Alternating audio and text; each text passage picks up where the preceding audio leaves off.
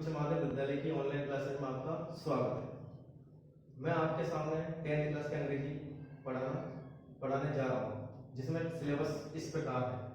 10th class की जो English है उसका अंदर जो सिलेबस है उसके अंदर फर्स्ट जो आता है वो आता है रीडिंग का मैटर। रीडिंग का मतलब होता है पैसेज आते हैं, 2 पैसेज आते हैं, 7-7 मार्क्स के 2 पैसेज आएंगे, टोटल मिला के होते हैं 14 मार्क्स। इसके बाद आती है राइटिंग के अंदर आते हैं आपके लेटर, ईमेल और पैराग्राफ, और एक आता है शॉर्ट पैराग्राफ जो टोटल मार्क्स होते हैं 14 मार्क्स के। फिर इसके बाद आते हैं ग्रामर टोटल आपकी 15 मार्क्स की। 15 मार्क्स के अंदर आपके active, passive, tense, modals, direct, indirect और क्लोज, इस प्रकार इसको 15 नंबर में बांटा गया है।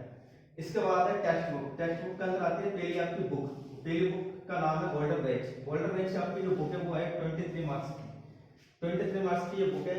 इसके अंदर 2 पार्ट दिए गए हैं 23 मार्क्स में। एक पार्ट है इसके अंदर पोएम का, जिसको अपन बोलते हैं पोइट्री दी गई है 9 नंबर की।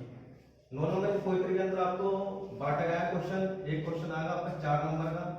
4 नंबर का जो क्वेश्चन आएगा वो आएगा आपका एक्सप्लेनेशन से संबंधित। स्टेंजा दी जाएगा, उस स्टेंजा का क्या करना पड़ेगा, आपको एक्सप्लेन करना पड़ेगा, वर्णन करना पड़ेगा। एक्सप्लेन करने के लिए समझाना पड़ेगा। इसके बाद में आपके 2 क्वेश्चन आएंगे आपके 2.5 नंबर के। ये टोटल क्वेश्चन हो गया 5। इस प्रकार 9 नंबर का इसके अंदर भाग दिया गया है। इसी प्रकार गोल्डन रेंज के अंदर 2 पैसेज और आएंगे 4-4 मार्क्स के, वो गोल्डन रेंज की किताब में से ही आएंगे। इसके बाद आपकी सप्लीमेंट्री बुक्स जिसका नाम है रेजोल्यूशन होगी 10 मार्क्स की। 10 मार्क्स के ये दिया जाएगा। इसके बाद में अलग से गवर्नमेंट ने नया चैप्टर जोड़ रखा है, जो 2-3 साल से जोड़ रखा है, वो है road safety education. Road safety education का मतलब होता है रोड से संबंधित बातें बताई जाती है, रोड पे कैसे चलना चाहिए, किस प्रकार चलना चाहिए, किस प्रकार उनके नियमों को फॉलो करना चाहिए, नियम मानने, कौन से नियम मानने चाहिए, किससे आपकी दुर्घटना नहीं हो सकती, उन नियमों के बारे में बताया गया। वो है आपकी 4 मार्क्स। इस पर आपका ये सिलेबस दिया गया है। मैं अब आपके सामने 10th क्लास की जो पहला टॉपिक है वो ग्रामर से संबंधित लेना चाह रहा हूँ। तो ग्रामर संबंधित अपन पहला टॉपिक पढ़ेंगे। 10th क्लास की अंग्रेजी में ग्रामर के अंदर अपन पहला टॉपिक पढ़ते हैं, उसका नाम है पैसिव वॉइस। ये टॉपिक आपके 10th क्लास के अंदर 2 मार्क्स का आएगा। अब 2 मार्क्स का आएगा ये टॉपिक। तो इस टॉपिक में क्या दिया जाता है, एक्टिव वॉइस आपको पेपर के अंदर दिया जाता है, उसका पैसिव वॉइस बनाना पड़ता है।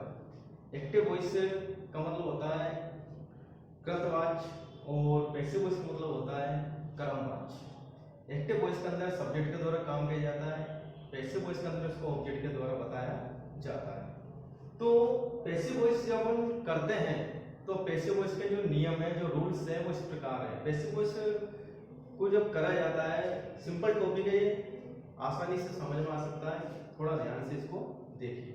पैसिव वॉइस के अंदर जब एक्टिव का जब पैसिव बनाया जाता है, तो एक्टिव का पैसिव बनाने के लिए हमें कुछ चीजों पे ध्यान देना चाहिए।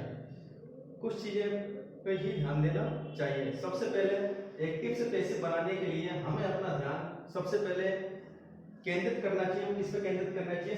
एक्टिव वॉइस के सब्जेक्ट, वर्ब और ऑब्जेक्ट, ये 3 चीजों पे हमें अपना ध्यान रखना चाहिए। कोई सा भी पैसिव वॉइस हो, कितना भी बड़ा एक्टिव वॉइस का वाक्य दिया गया हो, आपको उसका पैसिव बनाना है। कितना बड़ा एक्टिव वॉइस का वाक्य दिया और उसका आपको यदि पैसिव बनाना है तो पहले 3 चीजों का पता करना चाहिए। उसके अंदर सब्जेक्ट है क्या, ऑब्जेक्ट और सब्जेक्ट, वर्ब और ऑब्जेक्ट, ये 3 चीजों का आपको पता करना पड़ता है। अगर सब्जेक्ट, वर्ब और ऑब्जेक्ट का आपको पता लग जाए तो पैसिव बनाने के कुछ नियम है, उन नियमों को आपको अपनाना होगा। पहला नियम है, एक्टिव वॉइस का जो सब्जेक्ट दिया गया होता है उसको ऑब्जेक्ट के स्थान पर अपन लिख देते हैं, यानी सब्जेक्ट को ऑब्जेक्ट के स्थान पर अपन को लिख देना चाहिए। फिर एक्टिव वॉइस में जो ऑब्जेक्ट दिया गया होता है उसको अपन सब्जेक्ट के स्थान पर लिख देते हैं। किसके स्थान पर लिख देते हैं? सब्जेक्ट के स्थान पर लिख देते हैं। सब्जेक्ट को ऑब्जेक्ट के स्थान पर लिखने से पहले बाय का प्रयोग किया जाता है। सब्जेक्ट को ऑब्जेक्ट के स्थान पर लिखने से पहले बाय का प्रयोग किया जाता है। पैसिव वॉइस में हमेशा याद रखना, पैसिव वॉइस में हमेशा आपको वर्ब थर्ड का प्रयोग ही करना है, ना कि वर्ब सेकंड, ना कि वर्ब फर्स्ट। केवल पैसिव वॉइस में आपको हमेशा किसका प्रयोग करना है? वर्ब थर्ड का प्रयोग करना है। वर्ब थर्ड का प्रयोग पैसिव वॉइस के अंदर किया जाता है। एक्टिव वो इसमें ऑब्जेक्ट या तो तीसरे स्थान पर या चौथे स्थान पर दिया गया होता है, और तीसरे चौथे स्थान पर दिया गया होता है वो प्रोनाउन चार्ट में से भी हो सकता है। प्रोनाउन चार्ट में जो होता है सर्वनाम दिए होते हैं वो भी आपके सब्जेक्ट के रूप में या ऑब्जेक्ट के रूप में बता आ सकते हैं। जैसे प्रोनाउन चार्ट दिया गया है, इस प्रकार आपको सब्जेक्ट और ऑब्जेक्ट, सब्जेक्ट दिया गया हो आई तो आएगा अपन क्या कर देंगे मी, अगर मी दे रखा हो तो उसका सब्जेक्ट क्या बना देंगे आई, अगर मतलब बी दे रखा हो तो उसको क्या कर देंगे अपन अस, और अगर मतलब अस दे रखा हो तो उसका सब्जेक्ट क्या बन जाएगा बी। इस तरीके से चेंजिंग चलते हुए दिखाई देंगे। जैसे यू का यू होता है, ही का ही होता है, सी का हर होता है, दे का देम होता है, नेम का नेम आ जाएगा। इस प्रकार ये चेंजिंग होंगे, ये चेंजिंग होंगे, ये है प्रोनाउन चार्ट। प्रोनाउन ये सर्वनाम उनको चेंज करना। इस प्रकार ये पैसिव वॉइस के हो गया रूल्स। अब पैसिव वॉइस के अंदर नई चीज आती है हेल्पिंग वर्ब। हेल्पिंग वर्ब जो इस प्रकार है आपके सामने, हेल्पिंग वर्ब को निम्न प्रकार ये रख रखी है। हमेशा एक चीज याद रखना, पैसिव वॉइस जो बनाए जाते हैं वो केवल 8 टेंसों के ही बनाए जाते हैं। कितने टेंसों बनाए जाते हैं? 8 टेंसों के ही पैसिव वॉइस बनाए जाते हैं। 8 टेंसों के पैसिव वॉइस बनाए जाते हैं, 4 टेंसों के पैसिव वॉइस नहीं बनाए जाते हैं। तो 8 टेंसों के पैसिव वॉइस बनाए जाते हैं। मेन हेल्पिंग वर्ब को इस प्रकार है। अगर हेल्पिंग वर्ब इस प्रकार, अगर ये हेल्पिंग वर्ब अपने आपके दिमाग में सेट हो जाती है तो पूरे सब पैसिव हो जाएगा, उसको आप क्लियर कर लोगे। तो पहला जो नियम है मतलब हेल्पिंग वर्ब है वो इस प्रकार है। यदि आपको एक्टिव वॉइस के अंदर यदि आपको वर्ब फर्स्ट, यदि एक्टिव वॉइस के अंदर यदि आपको वर्ब फर्स्ट या वर्ब फर्स्ट में क्या दे रखी हो, एस या ईएस दिया गया हो, तो पैसिव वॉइस में अपन किसका प्रयोग करेंगे? Is am are plus verb third का। यदि एक्टिव वॉइस में वर्ब फर्स्ट या वर्ब फर्स्ट में एस या ईएस दिया गया हो तो पैसिव वॉइस में किसका प्रयोग करना पड़ेगा? Is am are plus verb third का प्रयोग करना पड़ेगा। वर्ब फर्स्ट या वर्ब फर्स्ट में एस ईएस जो दी गई है उसको इज एम आर अपन ने क्या कर दिया? कन्वर्ट कर दिया। इसके बाद आपको दे रखी है वर्ब सेकंड। दूसरा नियम इसके अंदर, दूसरा जो हेल्पिंग वर्ब का नियम है वो है वर्ब सेकंड। यदि वर्ब सेकंड दी गई हो तो पैसिव वॉइस में किसका प्रयोग करना पड़ेगा? आपको बाज वर्ब प्लस वर्ब थर्ड का। किसका प्रयोग करना पड़ेगा? बाज वर्ब प्लस वर्ब थर्ड का प्रयोग करना पड़ेगा। इसका तीसरा रूल है इसके अंदर is am are plus verb first में आईएनजी। अगर is am are plus verb first में आईएनजी दी गई हो तो पैसिव वॉइस में इज एम आर सब्जेक्ट के अनुसार जो तो उतर जाएगा और आईएनजी हटा के अपन किसमें चेंज कर देंगे? बीइंग में। और प्लस वर्ब फर्स्ट किसमें चला जाएगी? वर्ब थर्ड के अंदर चली जाएगी। इस प्रकार चौथा रूल है इसके अंदर बाज वर्ब प्लस वर्ब फर्स्ट में आईएनजी। ये प्रेजेंट का था इजमार, ये किसका है? पास्ट का। पास्ट में इजमार के स्थान पर क्या रख दिया? बाज वर्ब। बाज वर्ब प्लस वर्ब फर्स्ट में आईएनजी दी गई हो तो पैसिव वॉइस में बाज verb plus being plus verb third लगा देते हैं।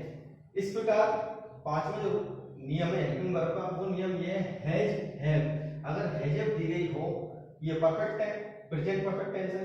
हैज दी गई हो और हैज के साथ क्या दी जाती है? हमेशा वर्ब थर्ड साथ में दी जाती है। तो पैसिव वॉइस में हैज कर्ता के अनुसार लगा दी जाएगी और प्लस साथ में क्या लगा दी जाएगी? बीइंग। बीइंग का प्रयोग कर दिया जाएगा और वर्ब थर्ड जो होगा तो ऐसे कैसे उतार दी जाएगी। अगला जो है पास्ट परफेक्ट का है head. Head plus verb third दी गई है। हेड प्लस वर्ब थर्ड जब दी गई हो तो पैसिव वॉइस में हेड जो तो आ जाएगा कर्ता, एक वचन हो या बहुवचन हो, मतलब सब्जेक्ट सिंगुलर हो या प्लूरल हो, हेड का हेड ही लगा दिया जाएगा और साथ में इसके बीइंग जोड़ दी जाएगी और प्लस इसका प्रयोग कर दिया जाएगा वर्ब थर्ड का। अगला जो रूल्स है वो है विल हैव सेल हैव यानी फ्यूचर परफेक्ट। फ्यूचर परफेक्ट के अंदर विल हैव सेल हैव दिया गया होता है, इसमें साथ में क्या आती है? वर्ब थर्ड का प्रयोग किया जाता है। जब वर्ब थर्ड का प्रयोग किया जाता है तो पैसिव जब इसका बनाया जाएगा तो विल हैव सेल हैव लगा दी जाएगी सब्जेक्ट के अनुसार अकॉर्डिंग टू सब्जेक्ट और प्लस साथ में बीइंग लगा दी जाएगी और प्लस किसका प्रयोग कर दिया जाएगा? वर्ब थर्ड का प्रयोग कर दिया जाएगा। इस प्रकार लास्ट में जो नियम बचता है वो है मॉडल। मॉडल दिया गया हो, मॉडल के साथ क्या दी गई हो? वर्ब की फर्स्ट फॉर्म। मॉडल के अंदर फ्यूचर इंडेफिनिट टेंस भी आएगा क्योंकि वो मॉडल ही है विल सेल, तो विल सेल मॉडल है, इसके अंदर मैंने मॉडल लिख दिया है। तो मॉडल जब दिया जाएगा तो मॉडल साथ क्या दी जाएगी? वर्ब की फर्स्ट फॉर्म और वर्ब की फर्स्ट फॉर्म दी जाएगी तो मॉडल जो का तो उतार दिया जाएगा और साथ में उसके बी लगा दी जाएगी और बी लगाने के बाद उसको किसमें वर्ब फर्स्ट किसमें चेंज कर दी जाएगी? वर्ब थर्ड के अंदर चेंज कर दी जाएगी। अब इसके बाद अपन इन हेल्पिंग वर्ब से संबंधित कुछ उदाहरण। अब एक्टिव से पैसिव बनाने का अपन पहला हेल्पिंग वर्ब का नियम पढ़ते हैं जो कि होता है प्रेजेंट इंडेफिनिट टेंस का। इसका है प्रेजेंट इंडेफिनिट टेंस का नियम है। प्रेजेंट इंडेफिनिट टेंस का नियम जो है वो हेल्पिंग वर्ब में इस प्रकार है। यदि एक्टिव वॉइस के अंदर वर्ब फर्स्ट या वर्ब फर्स्ट में एस या ईएस दिया गया हो तो पैसिव वॉइस में किसका प्रयोग करेंगे अपन? इज एम आर का। किसका प्रयोग करेंगे अपन? इज एम आर का। यदि एक्टिव वॉइस में वर्ब फर्स्ट या वर्ब फर्स्ट में एस या ईएस दिए गए हो तो पैसिव वॉइस में किसका प्रयोग करेंगे अपन इज एम आर का प्लस क्या लगाएंगे साथ में वर्ब की थर्ड फॉर्म का प्रयोग कर देंगे। ये पहला नियम है हेल्पिंग वर्ब का, इसके अनुसार ही आपको ये उदाहरण करने हैं और इससे संबंधित क्वेश्चन आपके आते रहते हैं बोर्ड के अंदर, इससे संबंधित क्वेश्चन आते रहते हैं। ये हेल्पिंग वर्ब्स आपको आगे भी काम आएंगे। ये हेल्पिंग वर्ब ये यहीं तक सीमित है, आगे तक ये हेल्पिंग वर्ब काम आएंगे। अपन को पहला नियम पढ़ना है हेल्पिंग वर्ब का। पहला नियम क्या है, दोबारा बोल रहा हूं मैं, दोबारा आपके सामने रख रहा हूं मैं। वर्ब फर्स्ट या वर्ब फर्स्ट में एस ये दिए गए हो तो पैसिव वॉइस में किसका प्रयोग करेंगे इज एम आर का प्रयोग करेंगे, प्लस क्या लगाएंगे वर्ब की थर्ड फॉर्म। उदाहरण देखो इस प्रकार है, उदाहरण ये है। उदाहरण सबसे पहले क्या रखा है, सबसे पहले रखा उदाहरण के अंदर सिंपल सेंटेंस है। ये सिंपल सेंटेंस से शुरुआत करेंगे। इससे क्या है, इससे क्या समझने में आसानी हो, सेंटेंस कितना भी बड़ा क्यों नहीं हो। मैंने रूल्स के अंदर बताया था कि रूल्स के अंदर ये बताया था कि सब्जेक्ट वर्ब और ऑब्जेक्ट, सब्जेक्ट वर्ब और ऑब्जेक्ट तीन चीजों पर ही ध्यान देना चाहिए। सब्जेक्ट वर्ब और ऑब्जेक्ट तीन चीजों पर ही ध्यान देना चाहिए जिससे पैसिव वॉइस बनाया जा सकता है, क्योंकि सब्जेक्ट और वर्ब और ऑब्जेक्ट के बिना पैसिव वॉइस नहीं बन सकता। इसलिए तीन चीजों का ही ध्यान रखना है, कंसेप्ट तीन चीजों करना। सेंटेंस कितना भी बड़ा क्यों ना हो, केवल किन चीजों पर ध्यान देना, सब्जेक्ट वर्ब और ऑब्जेक्ट। तो पहले देखो अपन यही देखते हैं। पहला सेंटेंस ये रहा आपके सामने, Ram writes a letter. Ram writes a letter, Ram writes a letter पहला जो सेंटेंस है इस प्रकार है। राम इसके अंदर सब्जेक्ट है, राइट्स इसके अंदर वर्ब है और ऑब्जेक्ट इसके अंदर क्या है ए लेटर। तीन चीजों पर ध्यान देना। पैसिव वॉइस पहला अपन सिंपल बना रहे हैं, सिंपल बना रहे तो नियम अपना कौन सा फॉलो हो रहा है, नियम कौन सा फॉलो हो रहा है, नियम वर्ब के अंदर पता चलेगा आपको, वर्ब के अंदर नियम का मालूम चलेगा। वर्ब के अंदर को नियम क्या मालूम चलेगा, नियम अपना ये रहा वर्ब फर्स्ट या वर्ब फर्स्ट में क्या रखो एस या ईएस। नियम क्या है इसके अंदर, ये वाला नियम का फॉलो हो रहा है। पहला नियम वर्ब फर्स्ट या वर्ब फर्स्ट में क्या दिया गया हो एस या ईएस, तो पैसिव वॉइस में किसका प्रयोग करेंगे अपन is am are plus verb third का। तो पहला नियम क्या है इसके अंदर, राइट्स, राइट्स के अंदर क्या लगा रखा एस या ईएस, क्या मिलेगा आपको एस या ईएस। पहला नियम यही है, वर्ब फर्स्ट या वर्ब फर्स्ट में एस ईएस, बार-बार बोल रहा हूं मैं, वर्ब फर्स्ट या वर्ब फर्स्ट में एस या ईएस दिए गए हो तो पैसिव वॉइस में किसका प्रयोग करेंगे is am are plus verb third का। तो पहला नियम के अंदर अपन ये रहा वर्ब ये दे रखी राइट्स, राइट्स के अंदर अपन ने क्या लगा एस या ईएस, नहीं यही पता लगाना चाहिए पैसिव वॉइस बनाते हैं।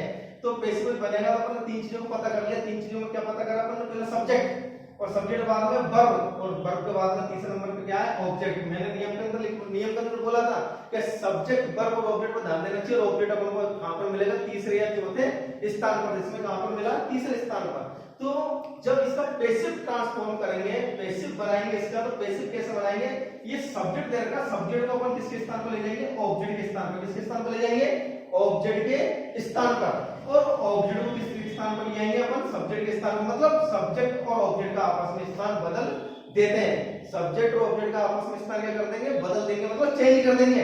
पैसिव वॉइस का रूल यही है कि सब्जेक्ट को ऑब्जेक्ट के स्थान पर पहुंचाना और ऑब्जेक्ट को किसके स्थान पर पहुंचाना सब्जेक्ट के स्थान पर। तो सब्जेक्ट और ऑब्जेक्ट का आपस में स्थान बदलेगा। इसके अंदर जो सब्जेक्ट दे रखा वो राम है और ऑब्जेक्ट दे रखा वो उसके अंदर क्या है ए लेटर। तो ए लेटर क्या बनेगा अपना सब्जेक्ट, सब्जेक्ट अपन ने क्या बना दिया ए लेटर, ए लेटर बना दिया सब्जेक्ट। सब्जेक्ट ए लेटर इसके अंदर एक वचन है बहुवचन है, एक वचन है।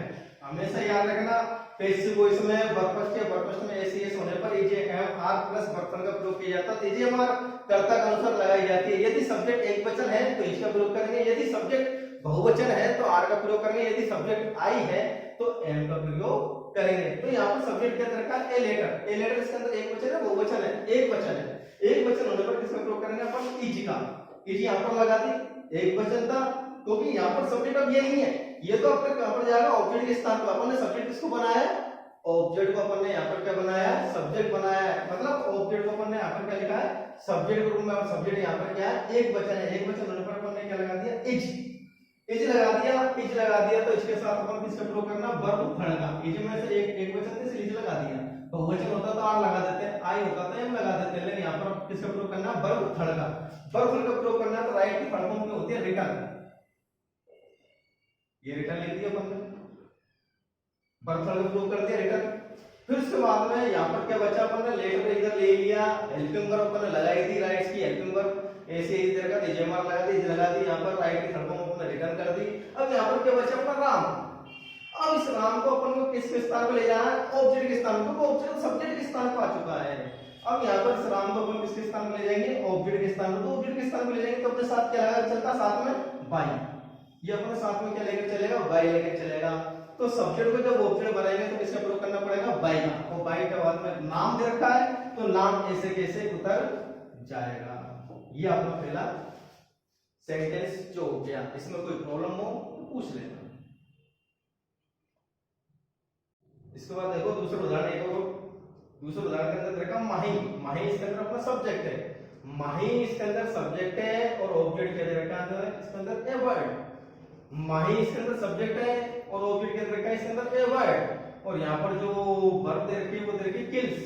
किल्स इसके अंदर वर्ब दे रखी है, किल्स वर्ब दे रखी है। किल्स के अंदर क्या दे रखा है, एस या ईएस। एस ईएस लगाकर नियम वही फॉलो होगा, पहला नियम चल रहा है अभी। हेल्पिंग वर्ब का पहला नियम चल रहा है, पहला नियम वही फॉलो होगा। वर्ब फर्स्ट या वर्ब फर्स्ट में एस या ईएस, पैसिव वॉइस में ईएमआर का प्रयोग करना है प्लस वर्ब फर्स्ट लगानी है। तो पहला नियम यही है, पहला नियम दे रखा है इसके अंदर, पहले नियम के उदाहरण चल रहे हैं। दूसरा नियम नहीं लगेगा अभी, पहला नियम चल रहा है। पहला नियम क्या दे रखा है इसके अंदर, सब्जेक्ट का होना माही। किस इसके अंदर वर्ब फर्स्ट में एस या ईएस दे रखी है और ऑब्जेक्ट क्या दे रखा है इसके अंदर, ए वर्ड। वही नियम अपनाना है, सब्जेक्ट को ऑब्जेक्ट के स्थान पर पहुंचाना है और ऑब्जेक्ट को किसके स्थान पर लाना है, सब्जेक्ट के स्थान पर। तो यहाँ पर सब्जेक्ट माही है, माही को ऑब्जेक्ट के स्थान पर लाना है और ऑब्जेक्ट को कहां पर लाना है, सब्जेक्ट के स्थान। सब्जेक्ट क्या बनेगा यहाँ पर, ए वर्ड। ए वर्ड यहाँ पर अपने सब्जेक्ट बना दिया। वर्ब फर्स्ट या वर्ब फर्स्ट में एस या ईएस दे रखी है, वर्ब फर्स्ट में एस या ईएस होने पर किसका प्रयोग करेंगे अपन, इच एम आर का। वापस वही रूल फॉलो कर रहा हूं मैं, वही चीज बता रहा हूं, बार बार नहीं बताने की जरूरत पड़े, याद रखो एक बार। ये नियम बदलेगा नहीं, आप कितनी भी बड़ी क्लास में चले जाओ ये नियम ऐसे कैसे ही रहेगा। तो यहाँ पर वर्ब फर्स्ट या वर्ब फर्स्ट में एस या दे रखी है तो ए वर्ड यहाँ पर करता है मतलब सब्जेक्ट। यहाँ पर ऑब्जेक्ट था, ऑब्जेक्ट को यहाँ पर लिया है तो क्या बन गया, सब्जेक्ट। सब्जेक्ट यहाँ पर बन चुका है तो सब्जेक्ट कौन है, सिंगुलर मतलब एक वचन। एक वचन है, वर्ब फर्स्ट में एस या दे रखी है। वर्ब फर्स्ट में एस या ईएस होने पर, वर्ब फर्स्ट में एस या ईएस होने पर इसका प्रयोग करेंगे अपन इच एम आर का। तो यहाँ पर कर्ता कौन बन गया, ए वर्ड। ए वर्ड बन गया तो यहाँ पर क्या लगाएंगे अपन, एक वचन है इज लगाएंगे। इज लगा दी, इज लगाने के बाद में यहाँ पर क्या करनी है, वर्ब की थर्ड फॉर्म करनी है। किल की थर्ड फॉर्म होती है किल्ड, किल की थर्ड फॉर्म होती है किल्ड, और यहाँ पर किल्ड लिख दिया अपन ने थर्ड फॉर्म। फिर वही बात, सब ऑब्जेक्ट का अपने सब्जेक्ट बना दिया तो सब्जेक्ट कहां पर जाएगा, ऑब्जेक्ट के स्थान पर। और जब ऑब्जेक्ट के स्थान पर जाएगा तो इस ऑब्जेक्ट को स्थान पर जब जाएगा तो सब्जेक्ट को यहां से ले जाते समय साथ में क्या लगेगी, बाई। इसका प्रयोग करना पड़ेगा, बाई का प्रयोग करना पड़ेगा। तो बाई माही, नाम ऐसे कैसे आ जाएगा। अब पैसिव वॉइस के मैंने एक्टिव से पैसिव बनाने के मैंने दो उदाहरण समझा दिए आपके सामने। अब दो उदाहरण समझे थे, तीन उदाहरण आप खुद करें और खुद करके इनको देखें, इनके नोट्स तैयार करें, हेल्पिंग वर्ब को पढ़ें। अगर आपको ये वीडियो पसंद आई है तो इसको लाइक करें, शेयर करें और चैनल को सब्सक्राइब करें। अगर आपको कुछ पूछना हो तो कमेंट बॉक्स में जाकर कमेंट करें। बाकी के जो नियम है, जो रूल्स है, उनको अगले वीडियो में देखेंगे। जब तक के लिए धन्यवाद।